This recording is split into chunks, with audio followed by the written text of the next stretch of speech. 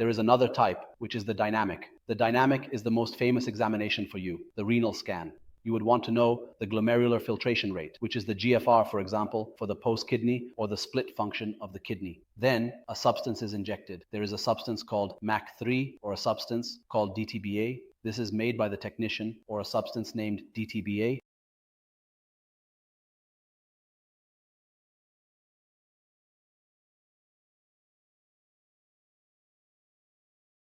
I injected a water-loving substance. So when it is injected, it behaves like water, exiting the kidney and entering the ureter and bladder. It is dynamically injected. What does dynamically mean? It means that the patient starts lying on the table and the machine begins to work with the head that is positioned underneath, which is the posterior, to be close to the kidney instead of working from above. Of course, this is unless there are certain cases, like if there is a hardship kidney or something. But it works posteriorly because that is the normal anatomy. Being close to the kidney, it starts taking frames of images. As we mentioned, for example, I wanted to take 1 frame per second, so it captures an image every second or every 5 seconds.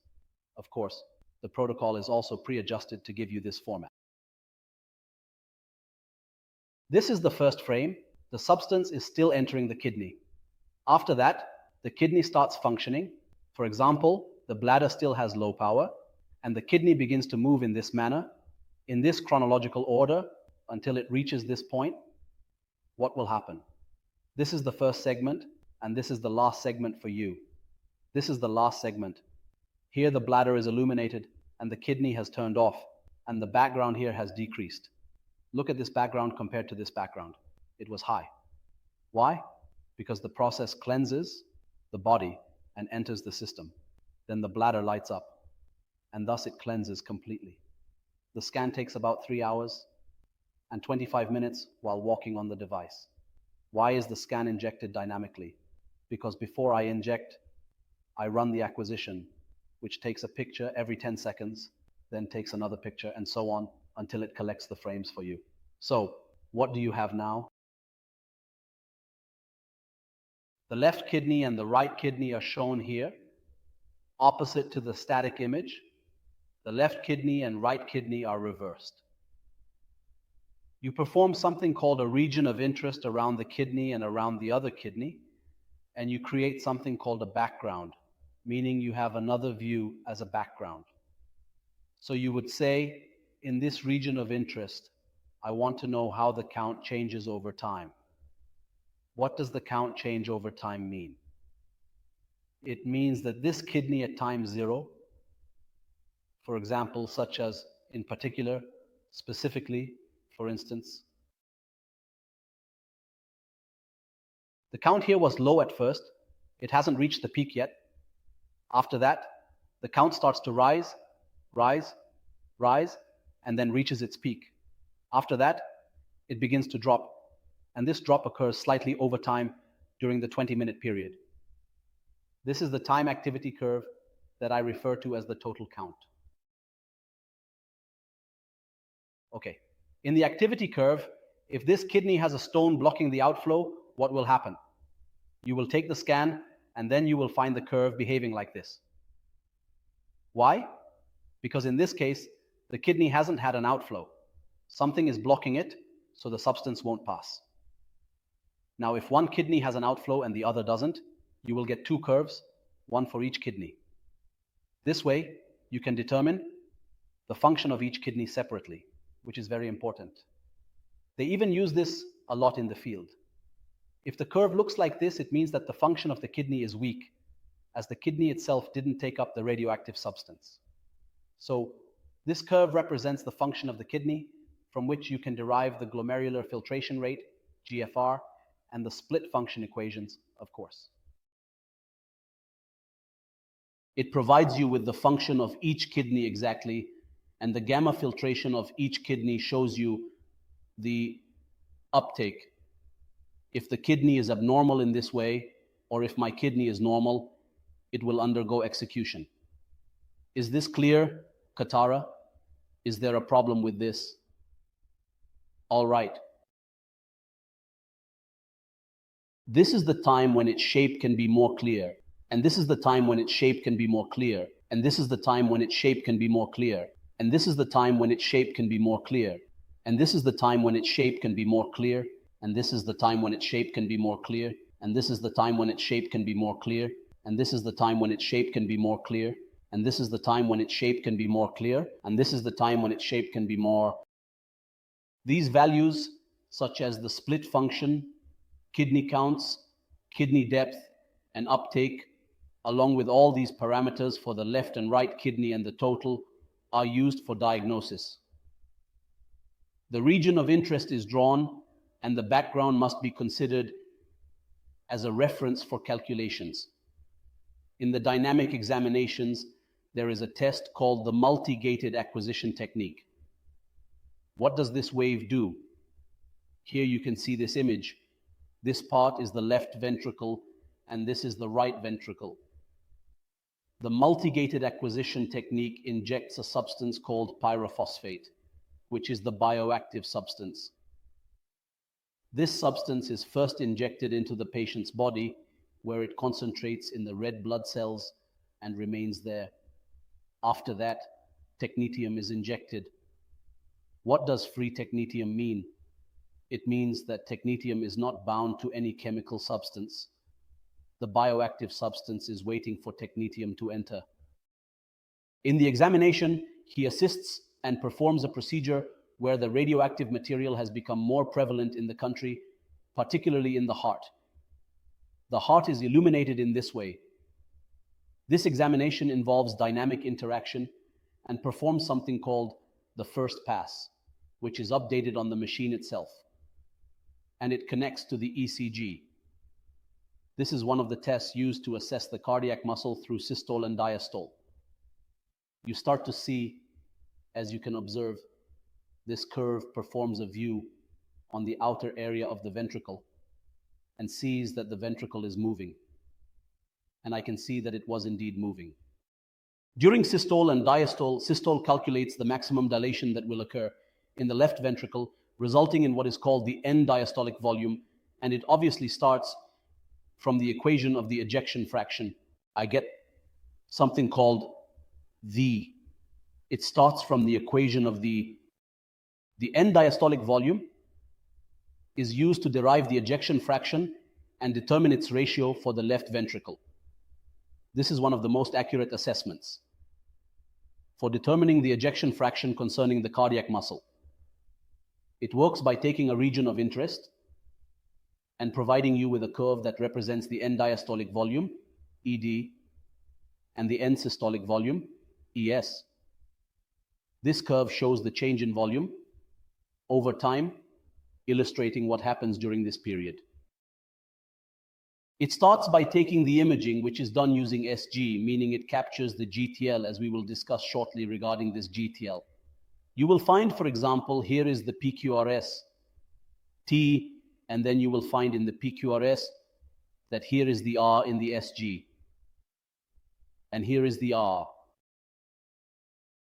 The entire distance from the R to the R is divided into frames called the cardiac cycle. These frames can be 8 frames or 16 frames. Most people usually work with 8 frames. So, what are these 8 frames? At the R point, as you all know, what happens is the contractivity, which is the systole, and then you start to have the diastole. After that, you begin to capture images over a certain period of time, which could be, for example, 5 minutes. So how many R waves are there in those 5 minutes? Let's say there are a certain number of R waves, for example, in terms of PQ waves. For example, the duration of R2R is not long and is very short. So what it does is take an image here, take an image there, and take an image here. 8 images from R2R, and then it decides from the second R2R, 8 more images. 1, 2, 3, 4, 5. So what do we have? At each R, for example, this examination lasts 5 minutes. In those 5 minutes, there are 100 R. So how many images do I have for R in this situation, in this heart movement? I have 100 images, right? And I have divided the R to R into 8 images of heart movement. For example, it could be systole, then it might go into diastole, and then return to systole.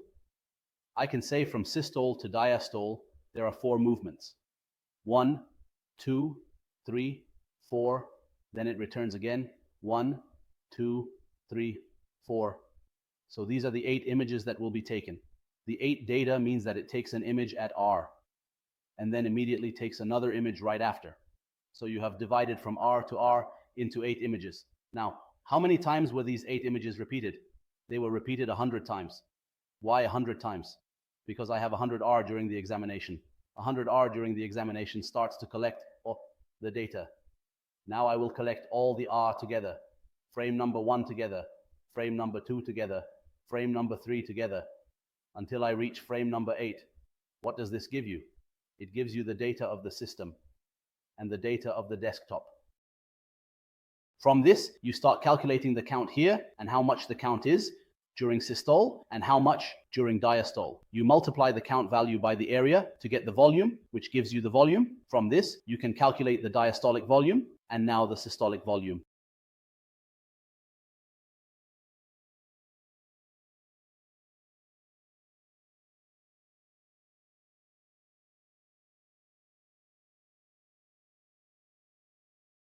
Of course, in cardiac imaging, one of the most famous techniques is the Muga, which I talked about. This is what I am focusing on in the heart or in cardiac imaging. When you have us in cardiac imaging, it is one of the most famous, of course. There is also the multi-gated acquisition that I mentioned a little while ago. This is done in the heart or in cardiac imaging. This is also a gated examination, but it does not work dynamically. It works in a gated manner, meaning the examination is based on 2 things.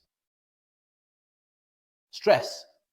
And stress testing involves the patient commencing to move on the treadmill, where they begin to reach stress or the maximum heart rate they can achieve. If they feel any chest pain or discomfort at that moment, the radio pharmaceutical is injected. The radiopharmaceutical used is technetium, which enters the heart, muscle cells, and begins to trap with the mitochondria. This trapping occurs within the heart muscle.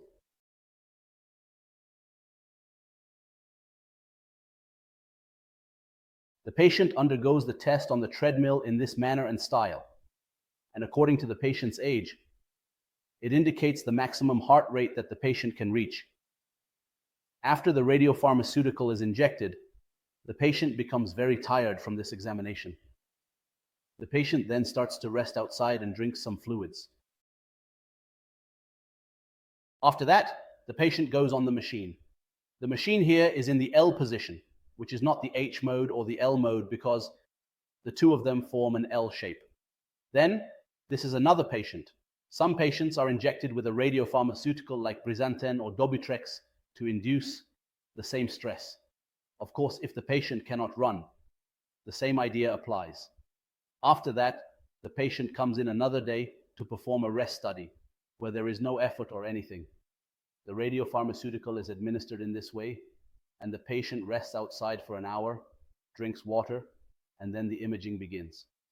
The ECG is monitored during the imaging, and the images start to appear in this way.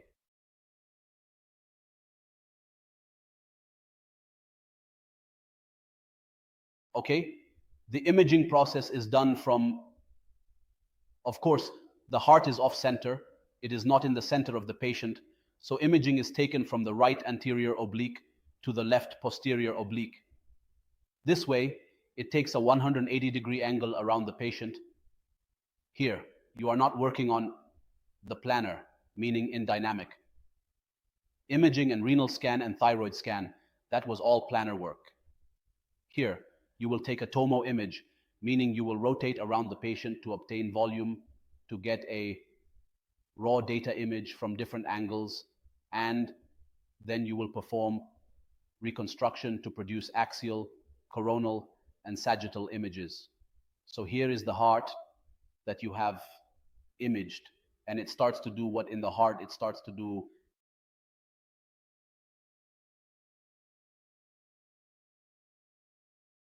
It takes the horizontal long axis like this, or the vertical long axis. Of course, each slice or cross section you take has, as I mentioned, the myocardial. And for you, this is the anterior segment. This is the septal, this is the inferior, this is the lateral, and this is the apex. For example, this is the septal, this is the lateral, this is the apex. Here in this area, this is the anterior, this is the inferior. Then you start to see the distribution of the radioactive material. What is its status? If there is a place with a problem, this area appears as hypokinetic rather than hyperkinetic, or hot rather than illuminated like this area. I will observe for you through the previous image. This part, for example, is illuminated or hot or colored.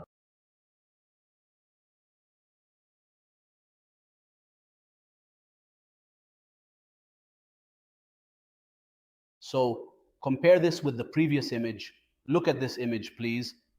If I compare this image with that one, you will find it less illuminated. So the meaning here is that the radioactive material has reached something related to the myocardial area. This means that there is a problem with the coronary arteries that supply the myocardial wall, which has stenosis, or some issue with exertion. Therefore, the blood supply that carries the radioactive material is not reaching it during stress. Now, looking at the stress test, the myocardial wall here starts to light up, which is referred to as ischemia. This indicates that the patient has stenosis, not total occlusion. He has stenosis, not total occluded. So if a catheterization or something similar is done, it starts to benefit from the examination, right? This is in the cardiac context.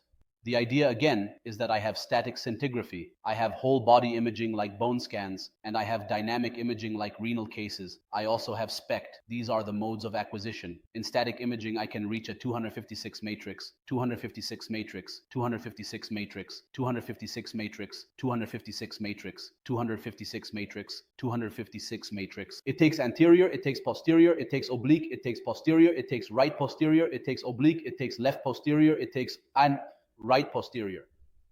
It takes right posterior, it takes right posterior, it takes right posterior, it takes right posterior, it takes right posterior, it takes right posterior, it takes right posterior, it takes right posterior, it takes right posterior, it takes right posterior. Each frame takes about 10 seconds to visualize the radioactive material. For us, in dynamic imaging, if it is also considered, around 180 frames are taken, with each frame taking about 2 seconds.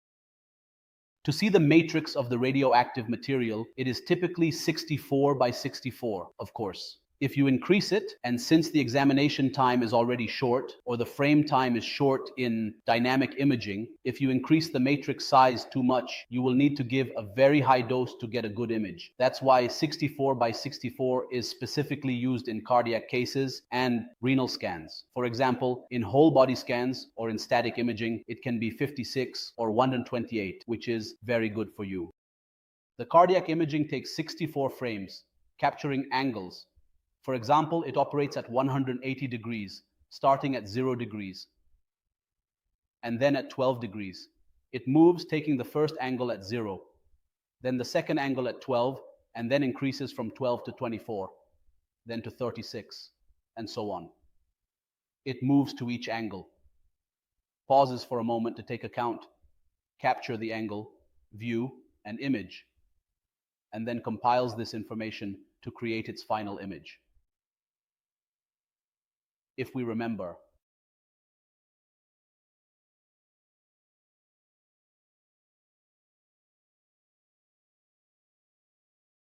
this is the idea of the camera inspecting itself around the patients. If you have two devices moving around the patients, moving around, the patients moving around the patients moving, around the patients moving around the patients moving, around the patients moving around the patients, moving around the patients moving around the patients, what we have made here is in the text. Did you capture it here? Then I took a second angle, carefully adjusting the camera settings, and photographed it here in this location. After that, I took a third angle, ensuring the lighting was perfect, and a fourth angle to capture every detail.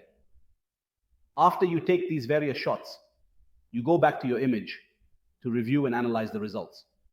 Back projection, filter back projection, filter back projection, filter back projection, filter back projection, filter back projection, filter back projection, filter back projection, filter back projection, filter back projection, filter back projection, filter back projection, filter back projection, filter back projection, filter back projection, filter back projection, filter back projection. For instance, consider a scenario where you have 4 distinct objects placed in a specific arrangement. In this particular setup, when viewed from certain angles, only 3 of these objects are visible to the observer. From these specific angles, only 3 objects can be seen clearly. Then it starts to return all this data to the image. When this data comes back, I call it back projection. After that, this data needs filtration. The filtration, as I mentioned, is related to the MEDS filter and all that. So I call it filter back projection. For example, here is the filter back projection.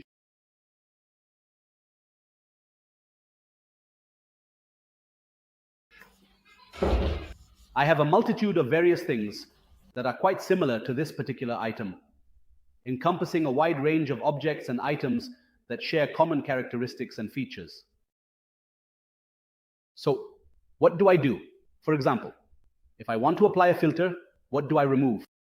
Like the high-pass filter, which allows high frequencies to pass through and removes low frequencies, to visualize the image in this way, such as this image, if you are capturing, for example, an unfiltered point source, will appear noisy like this. If you start applying filters, the image will become clearer and take on a different shape. This is the case when you use filter back projection.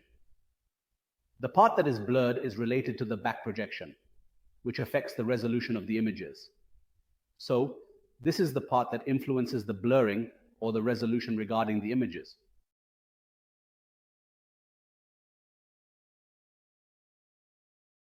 We talked about the modes, and there is also something called the camera when it rotates around the patient. There is something called circular or auto contour, and there is something called contour circular, which means that the camera rotates as if it is moving in a circle, maintaining the same distance between the collimator and the patient. The distance remains fixed, for example, at 10 centimeters, depending on the dimensions of the patient or the contour of the patient's body. It creates a circle. But there is another type that slightly improves the resolution, which does something called auto contour. What is this auto contour? It gets closer to the area located in the base, thus creating this shape called auto contour, which improves the resolution. This option is available in shoulder devices, and it starts to move away a bit to create this shape, which I call this, and it improves the result in this context, and this is available in the devices. There is something called frame mode and another called loss list mode.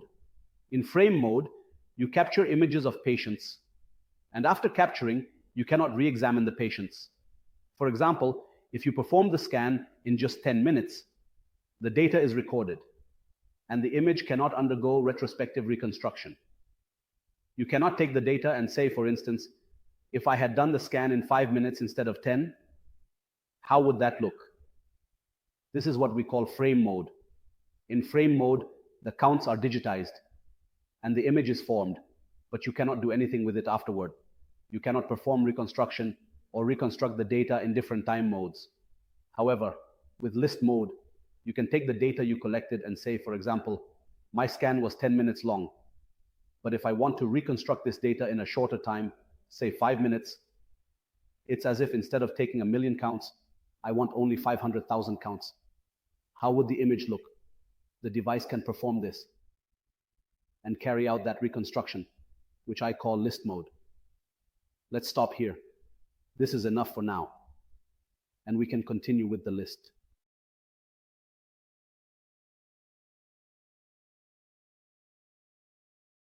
I am a computer. Subscribe to the channel.